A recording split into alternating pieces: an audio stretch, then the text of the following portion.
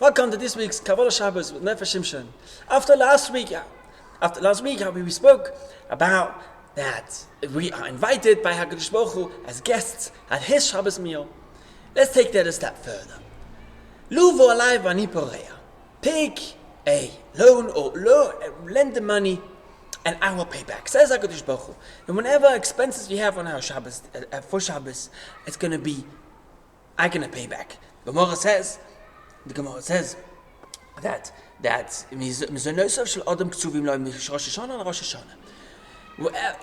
a bank account is filled in Shemayim. There's some cheshbon in Shemayim that how much parnasa would each of us have throughout that year. Rosh Hashanah will be this amount of money, that amount of money, whatever it is, for whatever person that Hashem decided this is the amount of parnasa the person is going to have, we are going to use that money. You're going to have a credit card. This credit card is connected to that bank account. There's maybe more debit card, and as more money we withdraw from that bank account, the bank account gets smaller and smaller. Now imagine what happens if a person goes and buys himself a luxury car, which is not supposed to be for him that year, and he has in Shemayim set up $1 million for that year, and his sport car costs him about $500,000 with all the things it costs, all things, the insurance and the gas and everything. He spends $500,000 on that car, let's say. So how much money will that person have left throughout the end of the year?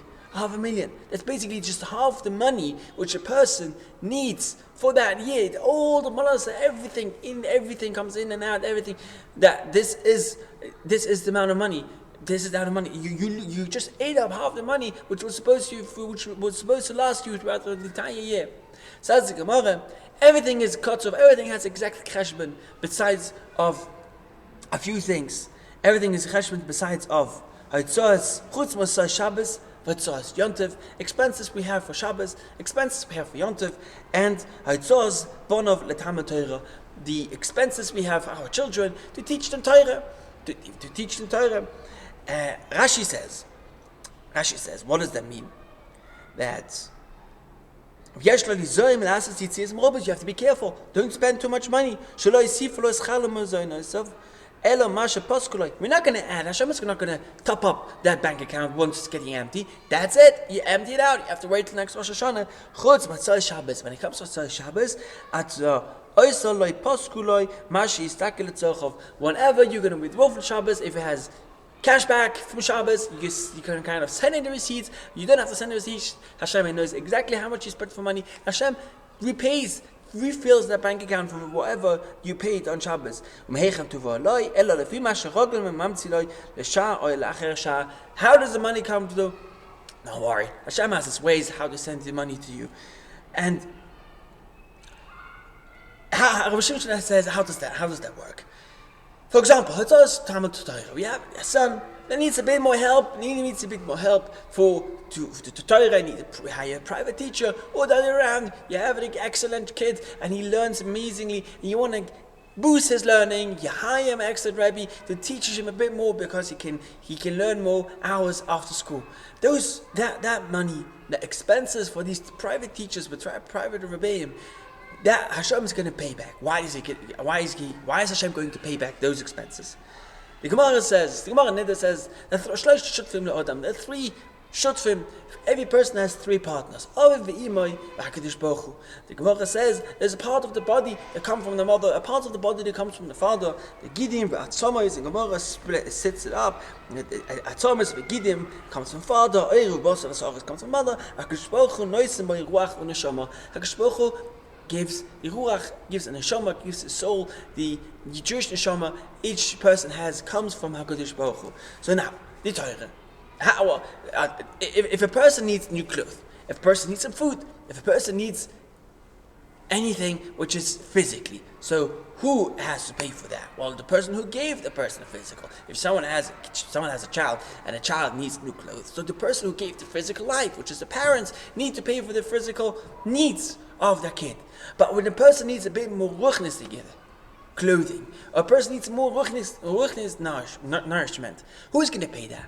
HaKadosh Baruch Hu is going to say, because I gave him the neshama. If the neshama needs more maintenance, I'm going to take care, and I'm going to pay for those costs to run the neshama. And that's why a kid, for the Talmud Torah, the Hatzos Talmud Torah, which is in the Ruchnistic Hatzos, Ruchnistic expenses, HaKadosh Baruch Hu takes care of it, because he takes a chayas of the neshama that he gives each and every person. The same thing we see is Shabbos and Yontiv. Shabbos and Yontiv looks like good food. It looks like physical pleasures. But the Gemara says it's spiritual pleasures. The Gemara says that those food we have for Shabbos to get the geschmack of Shabbos, to get closer to HaKadosh Baruch Hu. HaKadosh Baruch Hu says, that's my expenses. It's on my neshama. I'm going to have to run for those maintenance. I have life guarantee to take care of anything the neshama needs, including the food for Shabbos and Yontiv.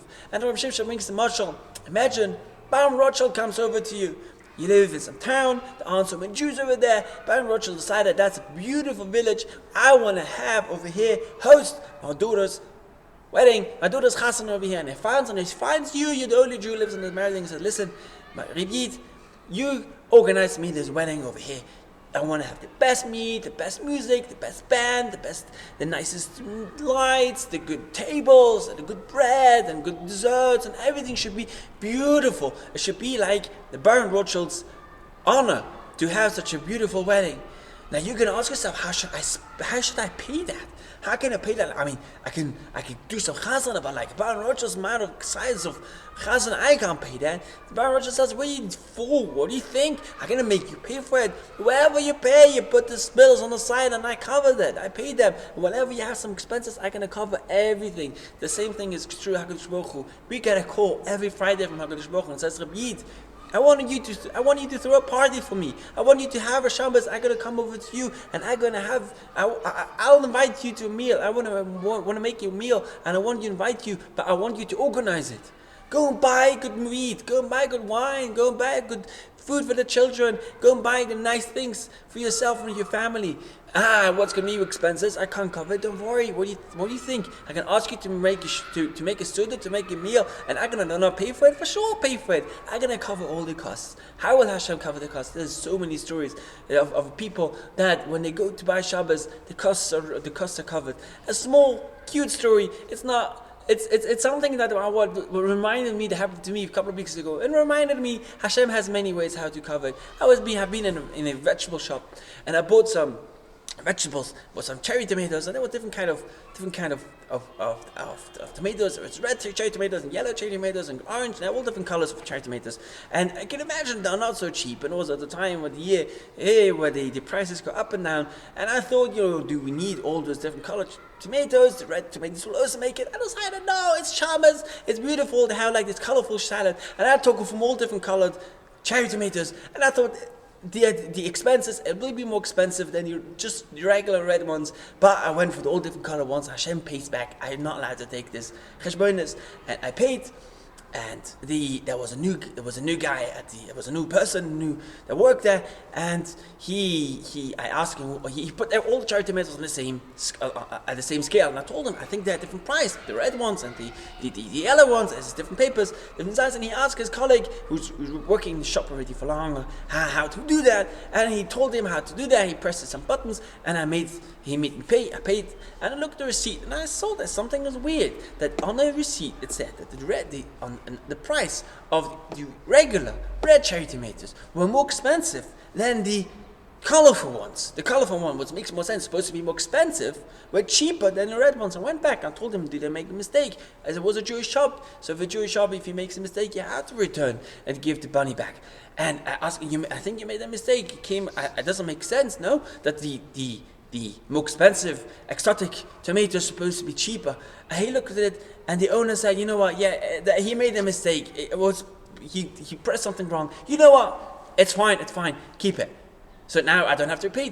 If the owner says I can do whatever you want, I can go up. I just was a sweet way from HaKadosh Baruch Hu to show, yeah, you want to go to buy the nice, colorful tomatoes. It wasn't a big difference. It wasn't a big difference for a few shekel. But I just saw it was. I realized I hold myself back for a moment and said, no, I don't need to spend so much money. I said, no, it's HaKadosh Baruch Hu's Shabbos, and I did spend the money. HaKadosh Baruch Hu turned it around and ended up even paying less than the regular price. So HaKadosh Baruch Hu has his ways how to do it, has his ways how to pay back even the big expenses and just a few small tomatoes. Have a wonderful Shabbos.